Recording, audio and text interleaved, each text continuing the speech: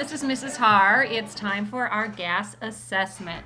So I want you guys to all remember GAS stands for our general adaptive response, and this is what our bodies are instinctually trained to do when we are presented with a stressful situation.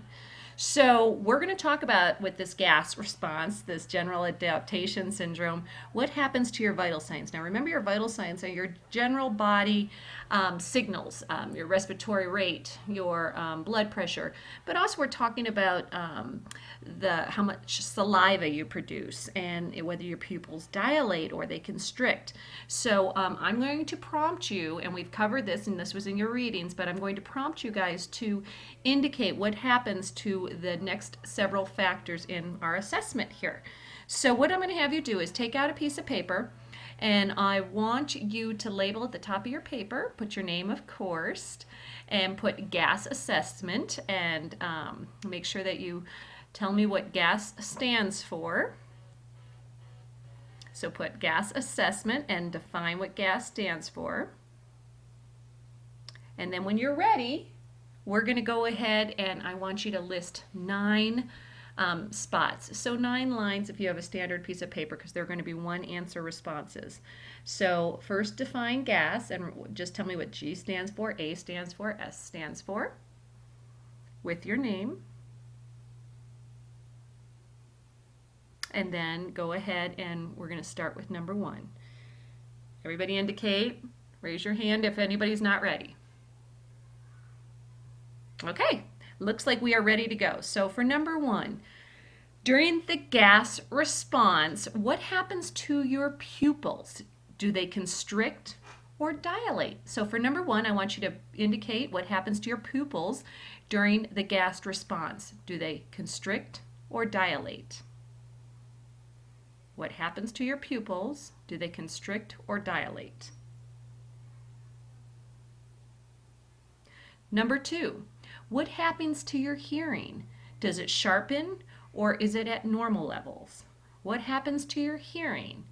Does it sharpen or is it at normal levels? Once again, what happens to your hearing? Does it sharpen or is it at normal levels? For number 3, saliva. Do you have increased amounts of saliva or decreased? Increased amounts of saliva or decreased? For number 3, indicate whether you have increased amounts of saliva or decreased amounts of saliva. For number 4, what happens to our heart rate? Sometimes abbreviated HR, our heart rate. One of our vital signs, what happens to our heart rate? Does it increase or decrease? Does our heart rate increase or decrease? For number 4, you're going to indicate what happens to our heart rate. It either increases or decreases during the gas response.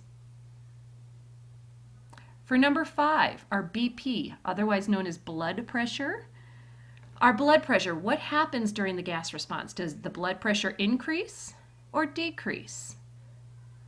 Once again, does the blood pressure increase during the gas response or decrease? Number 6, our bronchioles. Do our bronchioles become more receptive and widen, or do they decrease and close off? Do our bronchioles open and become more receptive, or decrease and close off? For number 7, you're indicating how the bronchioles respond. Open up or close off.